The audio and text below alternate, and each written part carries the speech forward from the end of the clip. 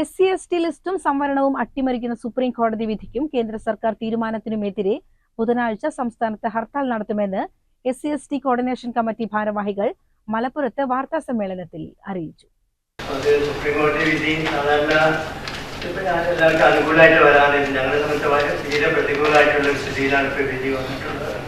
അപ്പോൾ അത് മറികടക്കാൻ എന്ത് ചെയ്യണം എന്നുള്ളതിൻ്റെ ഭാഗമായിട്ടാണ് നമ്മൾ പിന്നെ ഭാരത് ബന്ദ് എന്നുള്ളതിൽ മറ്റുള്ള സംസ്ഥാനങ്ങളിൽ ശരിക്കും ബന്ധായിട്ടാണ് നടത്തുന്നത്. പക്ഷേ കേരളത്തിൽ ബന്ദ് നടത്താൻ പറ്റാത്തതുകൊണ്ട് നമ്മൾ ഹർത്താൽ രൂപത്തിലാണ് നടത്താൻ ഉദ്ദേശിക്കുന്നത്.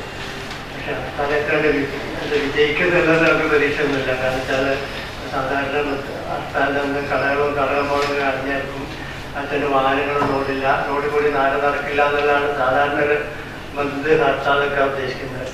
പക്ഷെ ഞങ്ങളെ സംബന്ധിച്ചോളം അങ്ങനെ ആവുന്ന പ്രതീക്ഷയൊന്നുമില്ല.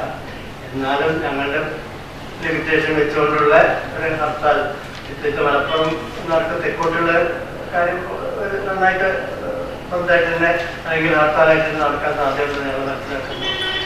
SC/ST ലിസ്റ്റിനെ ജാതി അടിസ്ഥാനത്തിൽ വിഭജിക്കാനും ST/ST വിഭാഗത്തെ ക്രിമി ലെയർ നടപ്പിലാക്കാനും 2014 ആഗസ്റ്റ് 1 സുപ്രീം കോടതി പുറപ്പെടുവിപ്പിച്ച വിധിക്കെതിരെയാണ് സംസ്ഥാന തലത്തിൽ ഹർത്താൽ നടത്താൻ SC/ST കോർഡിനേഷൻ കമ്മിറ്റി തീരുമാനിച്ചിട്ടുള്ളത്.